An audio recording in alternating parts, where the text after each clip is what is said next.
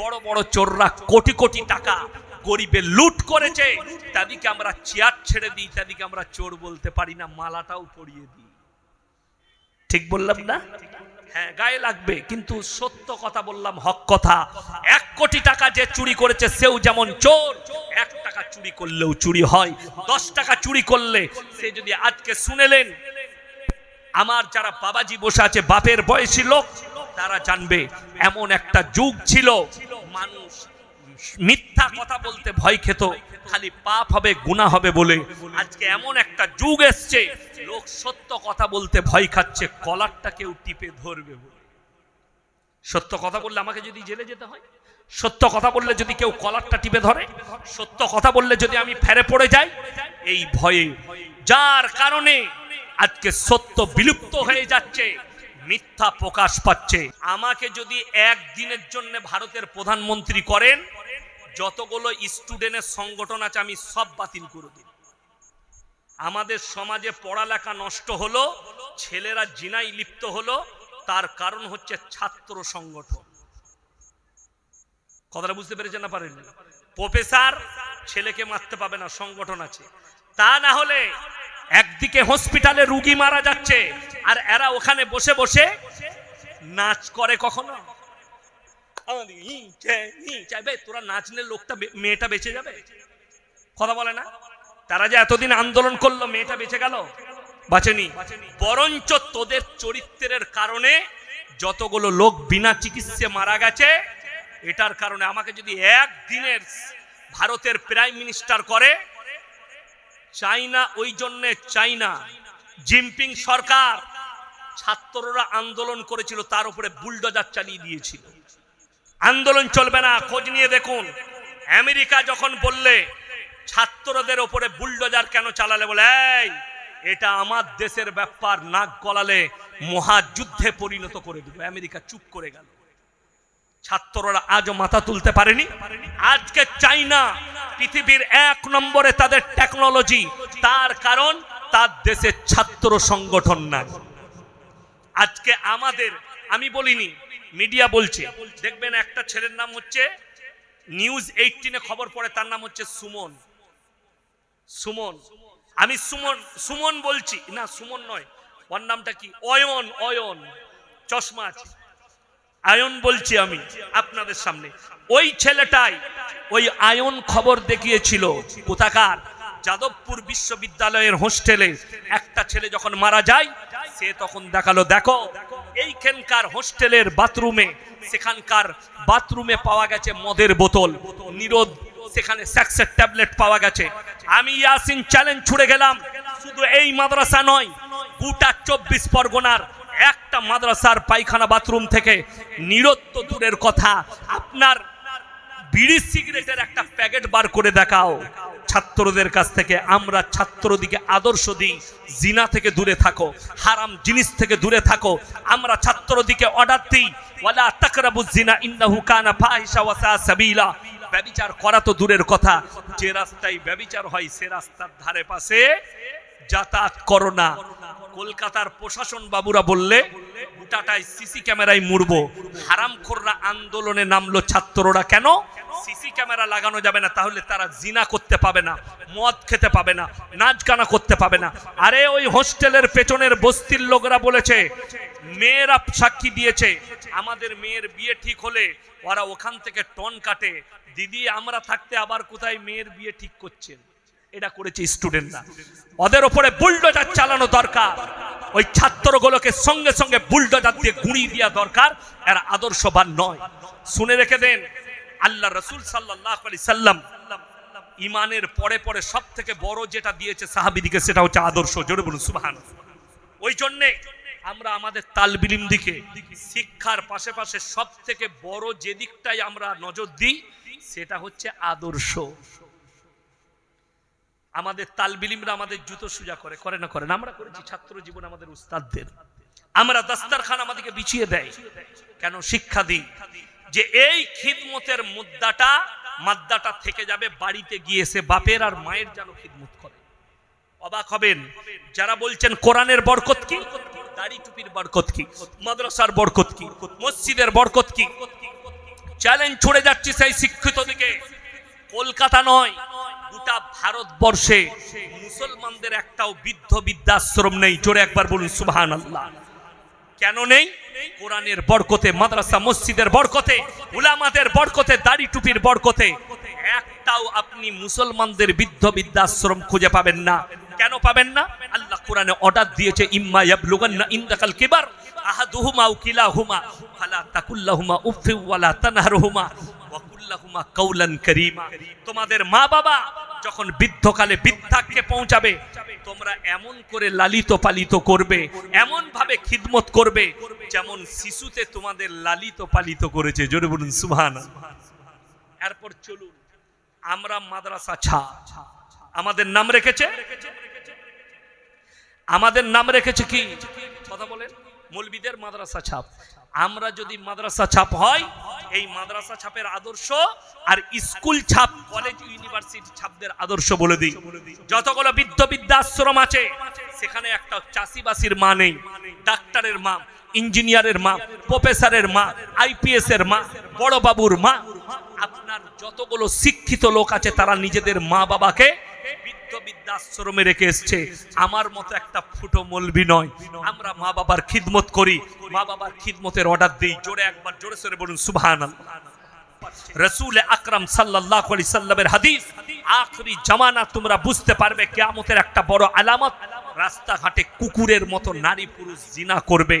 আজকে শুনেলে পুরনো যুগের পাপগুলো মডেলিং হয়ে আপনার কাছে ফিরে আসছে।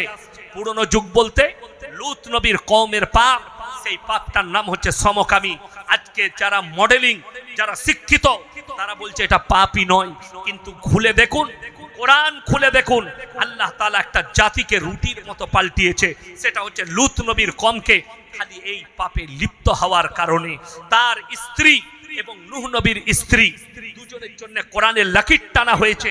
এই দুজনের বিবিকে আমি জাহান্নামে দেব, এরা আটকাতে পারবে না। নবী হওয়ার কারো, নবী হওয়ার পরেও, পয়গম্বর হওয়ার পরেও এদের বিবিদিকে এরা জান্নাতে নিয়ে যেতে পারবে না। আল্লাহ কোরআনে ঘোষণা করেছে, আল্লাহ বিবি আসিয়াকে, ফিরাউনের বিবিকে জান্নাতি ঘোষণা করেছে, কিন্তু ফিরাউন জাহান্নামী। আসিয়ার ক্ষমতা হবে না যে তার আমলের দ্বারা তার স্বামী ফিরাউনকে জান্নাতে নিয়ে যায়। আল্লাহ লাকির টেনে দিয়েছেন। আমার ভাই, আপনি যদি সমকামিতে লিপ্ত হন আর যদি বলেন মডেলিং, আমাদের দেশের মহিলারা, মায়েরা ছোট পোশাক পরছে আর তারা মনে মনে ভাবছে যে এটা মডেলিং এর যুগ।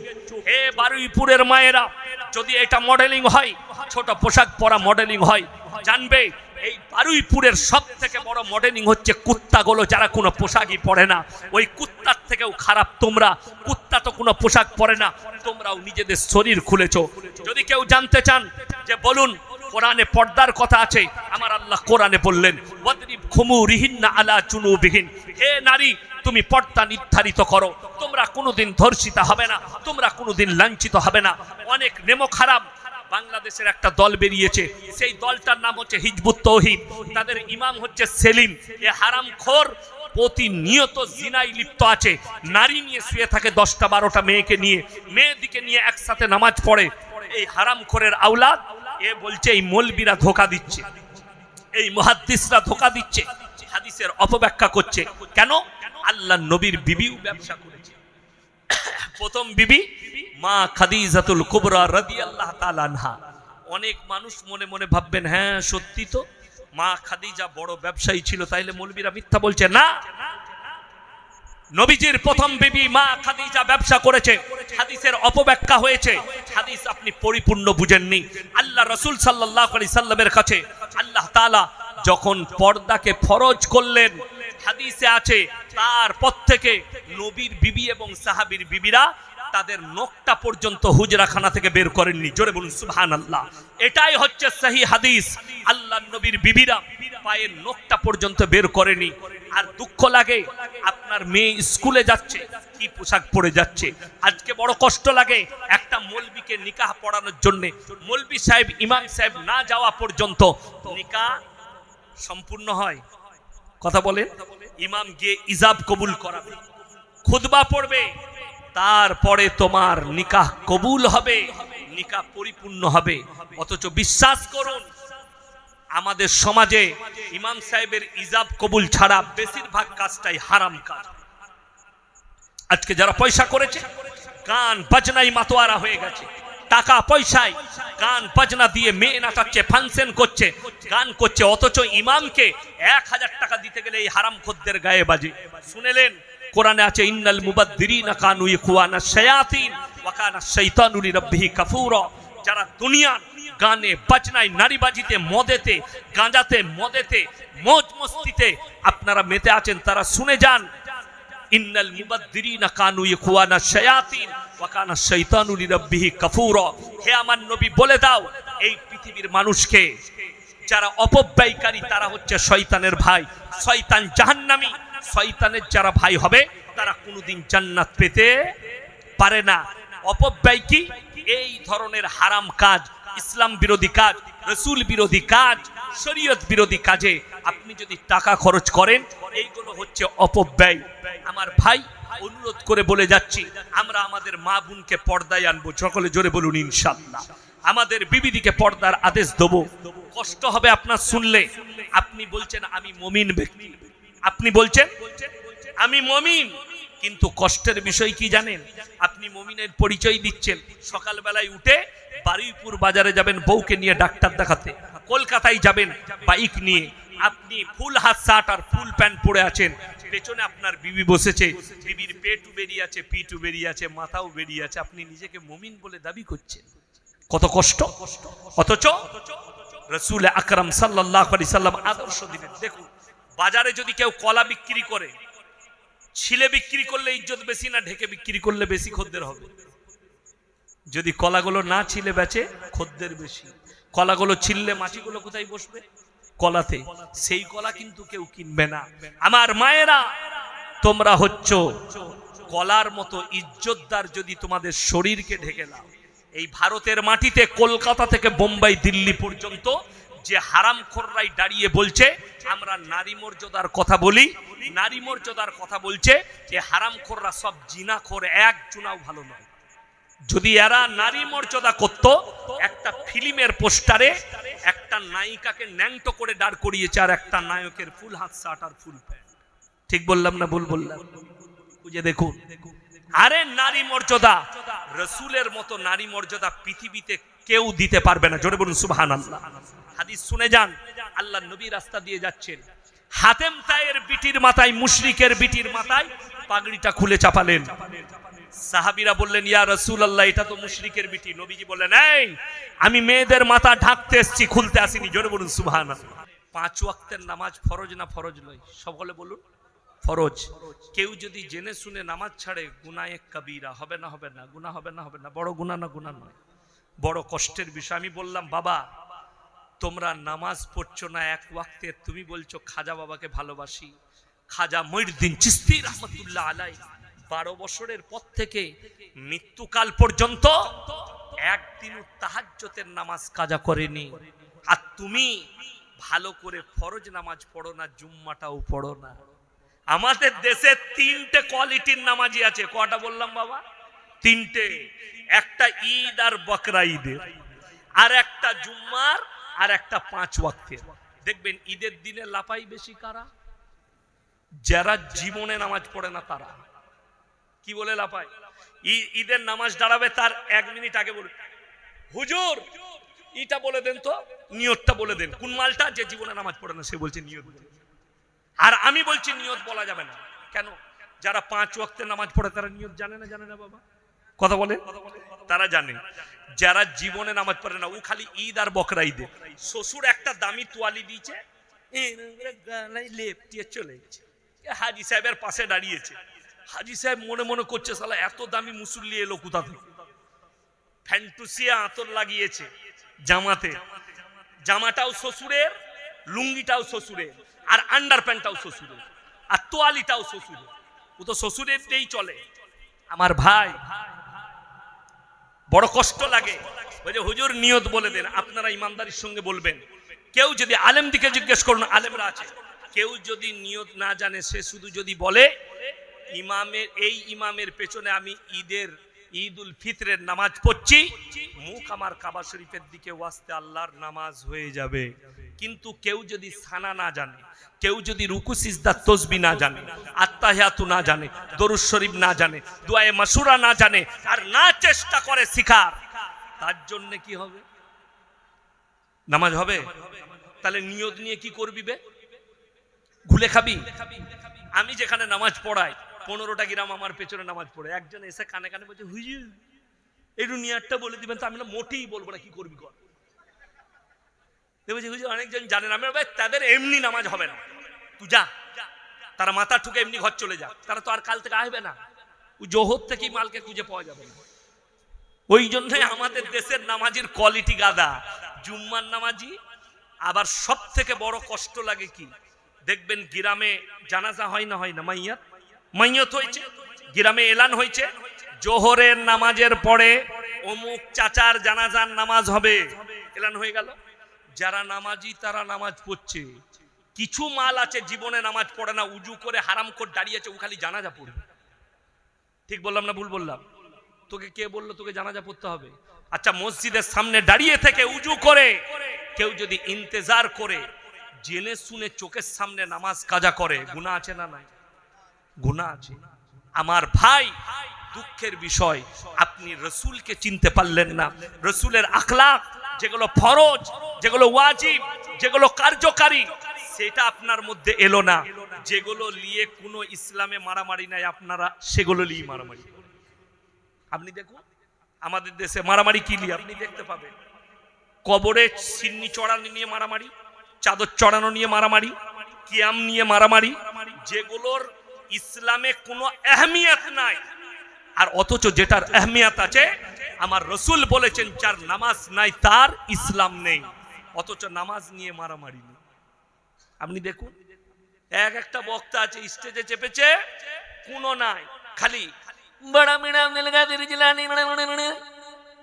খালি বড় পীরের কাহিনী পেলি, নামাজের কথা বল, রোজার কথা বল, সুদের কথা বল, হারাম হালালের কথা বল, সমাজকে একটু হিদায়াতমূলক কথা শোনাও। বাপ দাদর গল্প শুনিয়ে সমাজ শেষ হয়ে গেল। আর আমাদের দেশের লোক কি ভালোবাসে বলুন তো? সুর। হুজুর সুর করে বক্তব্য দিবে, বুঝলেন? মেয়েরা বলে কি সুরলো, হুজুর 3 কিলোমিটার টানছে, বুঝলি কি? বলে কিছু বুঝি নাই, হুজুরের সুরটা ভালো ছিল। দেশ সমাজটা শেষ হয়ে গেল, সমাজে কিচ্ছু পেল না কল্যাণ। আজকে বলে দিই, বেঈমান কাফেররা আপনার মাথা চড়ে বসেছে, তার কারণ একটাই, আমরা আমাদের সমাজকে দ্বীনি শিক্ষা দিতে পারি। তাদেরকে দ্বীনি শিক্ষা দেয়নি, তাদেরকে হারাম হালালটা বুঝাইনি। আমি গুজরাট থেকে প্রোগ্রাম করে শতাব্দী এক্সপ্রেসে আসছি, আমার পাশে সিটে একজন সাধু বসেছে, বড় বড় চুল, অমুসলিম ভাই। আমাকে বলছে কাহা জানা है? আমরা মুম্বাই। বলছে मैं भी जा रहा हूं, आप भी जा रहे हैं हाजी अली बाबा के मजार पे। मैं जाता हूं तो हमारे दिल में चैन और सुकून आता है, बड़ी मजादार जगह है। আমাকে বলছে आप भी जा रहे? हमने नहीं, जिसका अल्लाह नहीं है उसका हाजी अली बाबा मजार है, मेरा अल्लाह है, मेरा मजार नहीं है। আমাকে বলছে आप टेढ़ा लाइन का, हम तू सबसे बड़ा टेढ़ा है। बोले क्यों? हम तू भगवान पे विश्वास करते कि उस पे? ও তো জানে দুটোই মালে আয়। যাদের মনে মনে হচ্ছে কবরে ভালো মন্দ চাওয়া যায়, শুনেলেন। যারা মনে করছেন মেয়েরা কেন মাজারে যেতে পাবে না, তাদেরকে বলে দিই, আপনাদের এখানে এই বারুইপুর থানায় মানুষ মারা গেলে, স্বামী মারা গেলে স্ত্রী কবরস্থানে যেতে পায়? যেতে পাবে? বাপ মরে গেলে বিটি যেতে পাবে? তাহলে ইয়াসিন মারা গেছে আমার কবরে, তোমার বউ কি করে যাবে? কথাটা বুঝতে পেরেছেন না পারেননি? আমি মারা গেলে তাইলে তোমাকে বলতে হবে যে তোমার বউয়ের কাছে, আচ্ছা একজন বিবির কাছে তার স্বামীর হক বেশি না তার পীরের হক বেশি? স্বামীর হক বেশি। তাইলে স্বামীর হক যদি বেশি হয়, তাইলে ইয়াসিনের স্বামীর কবরে যাবার অর্ডার নাই, ইয়াসিনের কবরে কি করে যাবে? শুধু তাই নয়, চলুন, যারা বলছে কবরে ভালো মন্দ চাওয়া যাবে, আমি সেদিন একটা বক্তব্য দিয়েছি। ঝাড়খণ্ডের একজন বক্তা আছে, তার নাম হচ্ছে মুফতি জাহাঙ্গীর জিলাপি হুজুর। তো আমার ভাই, এদের জন্য সমাজ কিন্তু নষ্ট হচ্ছে। আমাকে বলেছে মাজারে যারা মুরগি নিয়ে যায়, ছাগল নিয়ে যায়, সেটা আল্লাহর নামেই জবাহ করা হয়। কার নামে জব করা হয়? আল্লাহর নামে। আমি বলে যাচ্ছি, কেউ যদি বলে এটা দাতা বাবার নামে মুরগিটা দিলাম, ছাগলটা দিলাম অমুক বাবার নামে, কবরের নামে, গাছের নামে, মাজারের নামে, অমুক বাবার নামে, তারপরে যদি 1000 বার বিসমিল্লাহ বলে জবহ করে, তাও বৈধ নয়। কেন? আল্লাহ কোরআনে বলেছে। সেদিনে আমাকে একটা প্রশ্ন একজন করলো যে ভাই পুজোর প্রসাদ খাওয়া যাবে কিনা। আমি বললাম হারাম। কেন হারাম? আমি বললাম যে আপনারা জানেন কেন হারাম? একজন বাবাজি বলছে সেখানে গোবর আর মুতের ছিটে দেওয়া হয়। আমি বললাম এটা আমি জানি না দেয় কিনা, নাও দিতে পারে। তো আমি তাকে বললাম যদিও দিয়ে থাকে আমি ওপরের মালগুলো ফেলে দিব, তলারগুলো কি হবে? কথাটা বুঝতে পেরেছেন না পারেনি? প্রশ্ন এটা আমার, যে আপনি যদি বলেন গোবর আর মুতের ছিটে দেওয়ার কারণে খাওয়া যাবে না, যদিও দেয় না মনে হয়, কিংবা দেয় সেটা তাদের ধর্মের ব্যাপার, দিতে পারে, তুলে ফেলে দিলাম, তলার গুলো খাওয়া যাবে না, যাবে না। তিনি চুপ হয়ে গেলেন, বলে এরপর আমি জানি না। মানে তোমার দমটা ওইখান পর্যন্ত শেষ। চলো কোরআনে চলো, কোরআন কি বলছে? ইন্নামা হাররামা আলাইকুমুল মাইতাতা ওয়াদ-দামা ওয়া লাহমাল খিনজির ওয়া মা উহিল্লা বিহি লিগাইরিল্লাহ। প্রবাহিত রক্ত, মরা জন্তুর মাংস, শুয়োরের মাংস, আল্লাহ ব্যতীত অপরের নামে উৎসর্গিত জিনিস তোমাদের জন্য হারাম করা হয়েছে। এটা কোরআন। আল্লাহ ব্যতীত অপরের নামে, আল্লাহ ব্যতীত ঠাকুরের নামে, আল্লাহ ব্যতীত গাছের নামে, আল্লাহ ব্যতীত পীরের নামে, আল্লাহ ব্যতীত মাজারের নামে, আল্লাহ ব্যতীত ঢিপির নামে তোমাদের জন্য হারাম করা হয়েছে। সে বলছে আরে মাজারে মুরগি নিয়ে যাওয়া হয়, ছাগল নিয়ে যাওয়া হয়, জবাই করা হয় আল্লাহর নামে। আপনাদের ঘরে কুটুম আসেন না, মেহমান আসে না? আসে না? আসে তো। আচ্ছা, মেহমান এলে মুরগিটা কোথায় জবাই করেন? কবরস্থানে, বাপের কবরে নিয়ে গিয়ে ঘরেতে করি, ঠিক কিনা? তো যদি আল্লাহর নামে করার ইচ্ছা থাকে তাহলে মাজারে কেন নিয়ে যাস? মাজারে নিয়ে যাবার প্রশ্ন নাই। কেন? মেয়েরা নিয়ত করে এইটা আমি দাতা বাবার নামে দেব। কি? মুরগি, হাঁস, গরু, ছাগল। আপনি অবাক হবেন, একটা অমুসলিম ভাই তিনি কি করেন, একটা মাটির মূর্তি তৈরি করে উপাসনা করেন। করেন না? করেন না? সেটা শিরিক না শিরিক নয়? অনেক বড় শিরিক। আল্লাহ কোরআনে বলেছেন ইন্না শিরকা লাযুলমুন আযীম। আল্লাহ ইচ্ছা করলে সব গুনাহ ক্ষমা করবেন, কিন্তু শিরকের গুনাহ ক্ষমা করবেন না কেউ যদি জেনে শুনে শিরিক করে। চলুন, একটা অমুসলিম ভাই করলে যদি শিরক হয়, আমি আপনাকে দেখিয়ে দেব মুসলমান গাছের গোড়ায় মাটির ঘোড়া রেখে আগরবাতি, মোমবাতি ইত্যাদি দিয়ে সেইখানে সিজদা করছে, ভালো মন্দ চাইছে, ভালো মন্দ।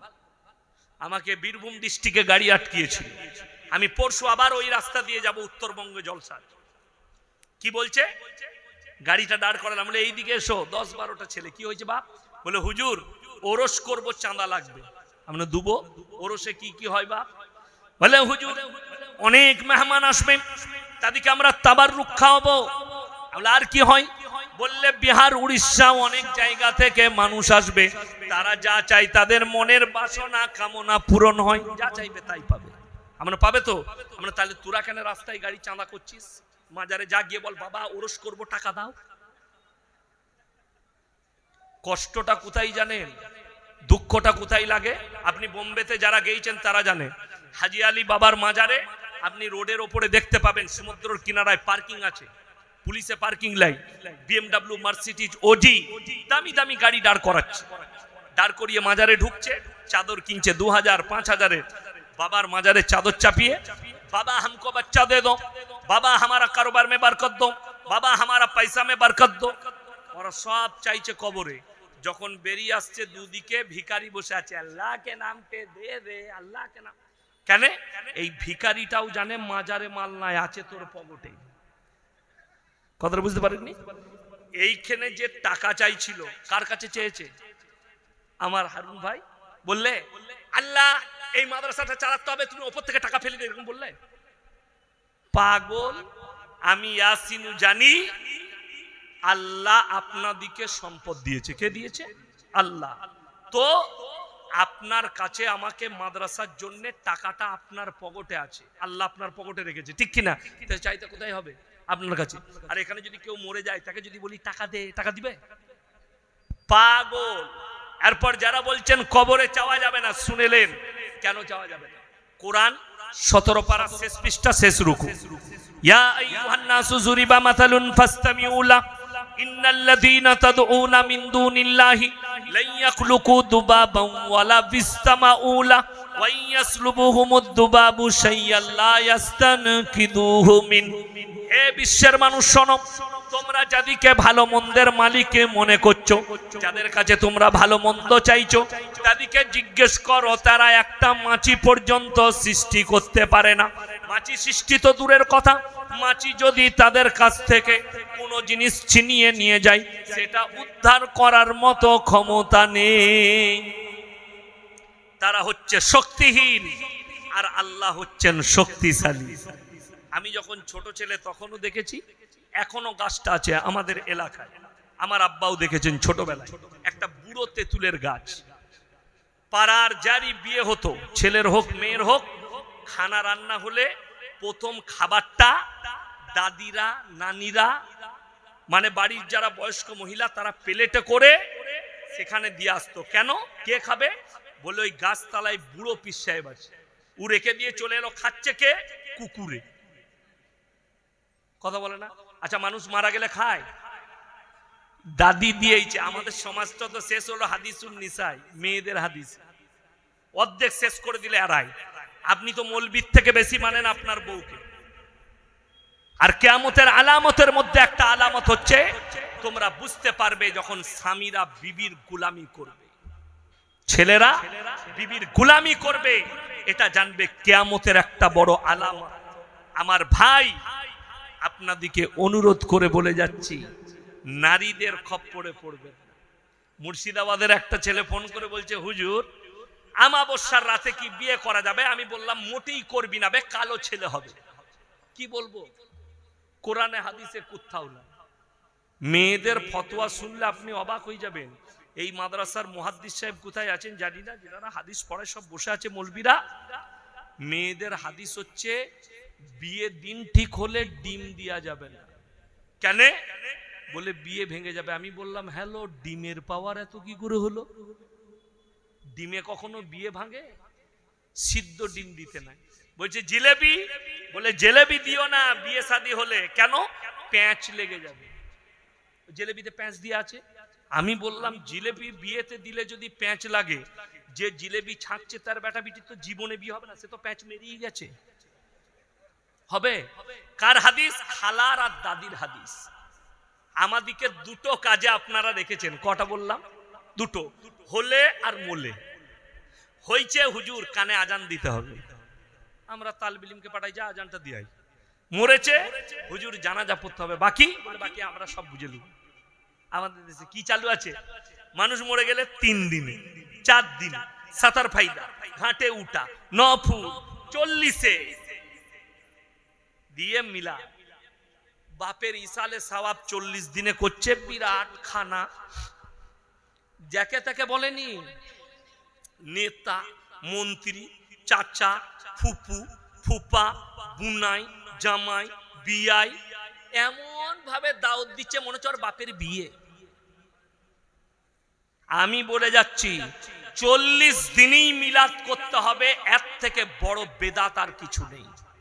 যদি কোনো মৌলবি বলতে পারে এখানে যে না 40 দিনেই মিলাদ করতে হবে, আমি জীবনে আর সমাজের বুকে বক্তব্য দেব না। কোন মৌলবি যদি প্রমাণ করায় মানুষ মরে যাওয়ার পরে 3 দিনে পালন করবে, 4 দিনে পালন করবে। আরে আমাদের দেশে, আমি আমার বর্তমান জেলার কথা বলছি, লোক মরে গেলে তার বাড়ির গরু নিয়ে এসে জবাই করে এরা খানা করে খায়। অথচ যদি বলেন রসুলের হাদিস কি আছে, আল্লাহ নবী সাল্লাল্লাহু আলাইহি সাল্লাম বললেন, যে বাড়িতে মাইয়াত হবে 3 দিন তার বাড়িতে চুলা জ্বলতে দিও না, এটা প্রতিবেশীর হক। তার বাড়িতে যেন 3 দিন চুলা না জ্বলে, প্রতিবেশীর লোক খাওয়াবে। আর আমাদের দেশে গরু জবাই করে খাওয়া। আমার এক আত্মীয় মারা গিয়েছিল, তো আমি গিয়ে, আমার পাশে বসে আছে, তার গাড়ি সেই মাত্র মারা গেছে তার বাপ, আমি নিয়ে গেছি, কাঁধে হাত দিয়ে আছি। আমার ভাই কেঁদো না, আল্লাহ সবাইকে নিবে। আর একজন পাড়ার লোক এসে বলছে, তোদের ওই বড় হেলেটা চালিয়ে দিলাম। চাষের হেলে জবাই করে দিচ্ছি কিবে? বলে হ্যাঁ খাবে তো। সে ডিজাইন আলাদা, খানা তো খানা। আমার আত্মীয় হয়, আমার মাদ্রাসার শিক্ষকরাও গিয়েছিল জানাজা পড়তে, কি বুঝলেন, 10-15টা শিক্ষক গাড়ি নিয়ে গেছে। এরপর সন্ধ্যের পরে খানা খাওয়াচ্ছে অনেক দূর। তারা কি করবে, আমি বললাম ভাই আপনারাও খানা খেলেন।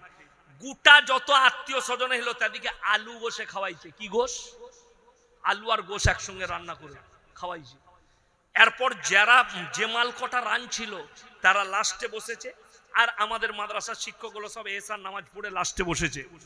তখন একজন বলছে ওই ঘরটাই দেখবি যা, শুধু গোস্তর বালতিটা রাখা আছে, তার মানে এক বালতি শুধু মাল তুলে লুকিয়েছে।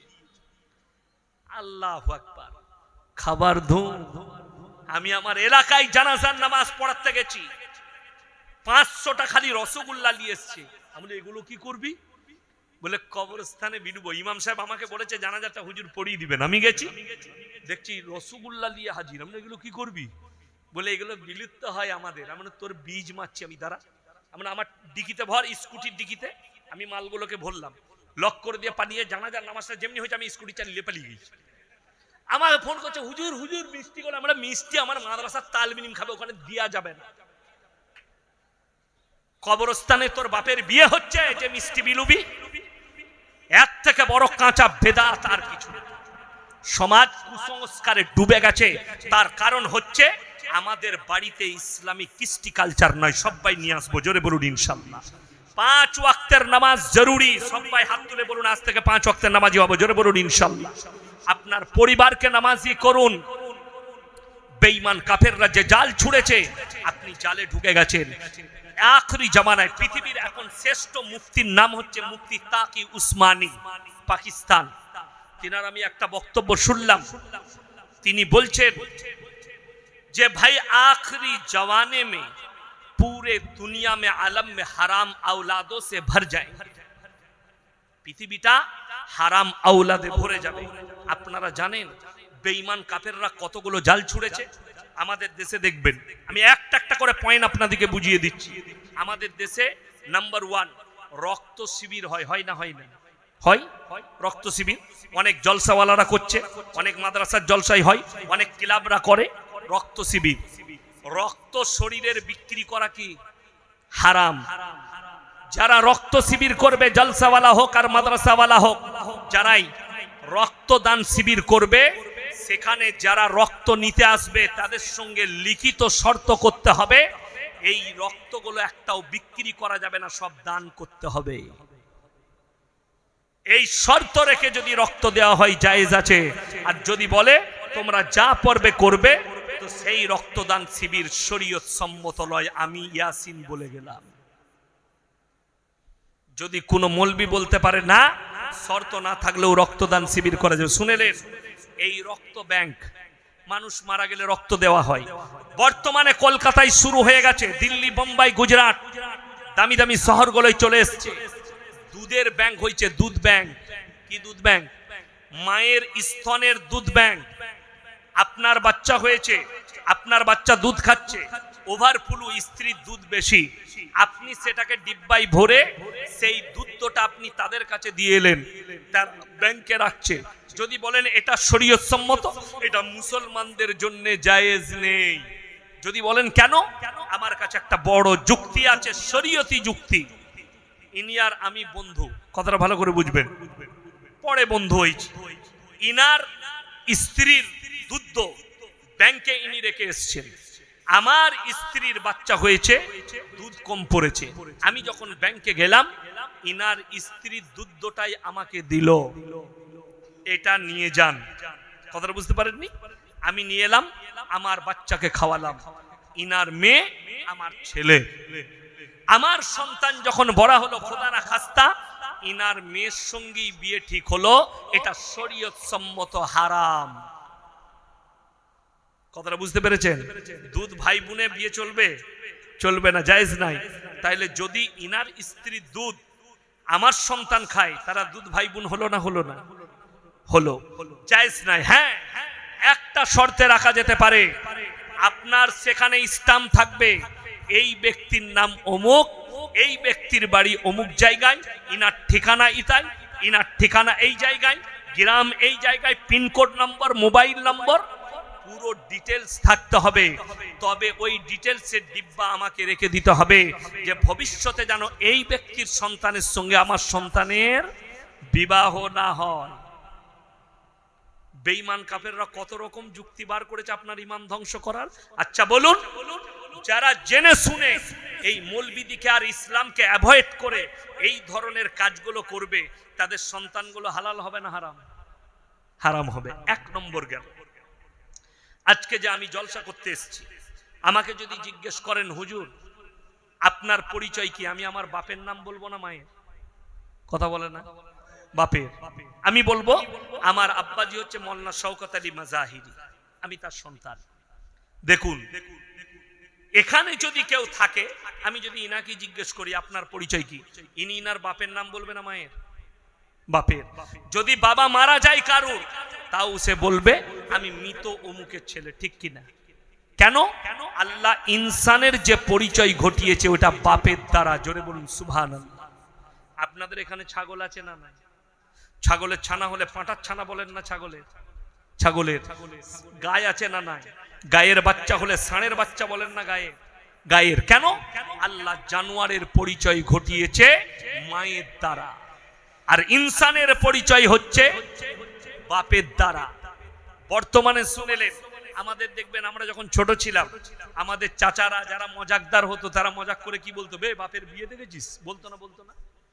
এখন কিন্তু ছেলেরা বাপের বিয়ে দেখছে না? দেখেন, নাম্বার ওয়ান দামি যারা ফুটবল খেলে, ফুটবল খেলা দেখে, তারা শুনো, পৃথিবীর ফুটবল সম্রাট বলা হয় দিয়েগো মারাদোনাকে। যে যুবকদের গায়ে লাগবে তারা গুগলে সার্চ করুন, দিয়েগো মারাদোনা যখন বিবাহ করতে গেছে তার স্ত্রীকে, তার 9 বছরের মেয়েকে নিয়ে, মানে বিয়ের আগে বাচ্চা হয়ে গেছে।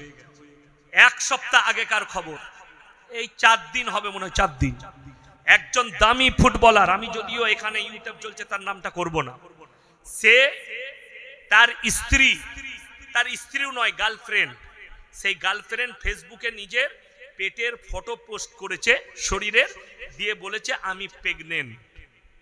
গেল, সেই ফুটবলার ফেসবুকে একটা নাম দিয়েছে যে আমার বাচ্চার নাম এটা রাখবে, তার গার্লফ্রেন্ড। কিন্তু এই মেয়েটা দ্বিতীয়বার পোস্ট করছে, এই বাচ্চা তোমার নয়, তোমার সাথে বিচ্ছেদ হওয়ার পরে আমি অন্যজনের সঙ্গে রিলেশন করেছিলাম, এই বাচ্চাটা তার। জোরে বলুন নাউজুবিল্লাহ। এই বাচ্চা হারাম বাচ্চা। আজকে আপনি চলুন, হে শিক্ষিত মানুষরা, কলকাতার যতগুলো কলেজ আর ইউনিভার্সিটি আছে, বেঈমান কাফেররা এমন একটা জাল বিছিয়েছে আপনি অনুভব করতে পারবেন না। সেই জালটা কি? আজকে কলেজের ভেতরে মেয়েদের টেবিল আলাদা নেই, ছেলেদের টেবিল আলাদা নেই, সবাই নিজের গার্লফ্রেন্ডকে নিয়ে বসবে একসাথে। প্রফেসরের বলার ক্ষমতা নেই, তুমি পড়াও, লেখো, চলে যাও। প্রফেসর কথা বলতে গেলে মার খাবে। কেন? স্টুডেন্টদের পাওয়া বড় কষ্ট লাগে। তা না হলে দুঃখটা কোথায় জানেন? দুঃখটা এক জায়গায়, কলকাতায় একটা মেয়ে ধর্ষিতা হয়ে মারা গেছে না যায়নি? আরজিকর কাণ্ড, অনেক কাণ্ড হলো, আন্দোলন করছে। আমি দেখলাম কয়েকটা নায়িকা আর্টিস্ট, তারা দেখছি বগল কাটা ব্লাউজ পরে আন্দোলন করতে গেছে। আমি তোরা ঘর ডক, নাহলে তোদেরও বিপদ। হারামখোর, বগল কাটা ব্লাউজ পরে আন্দোলন করতে গেছে।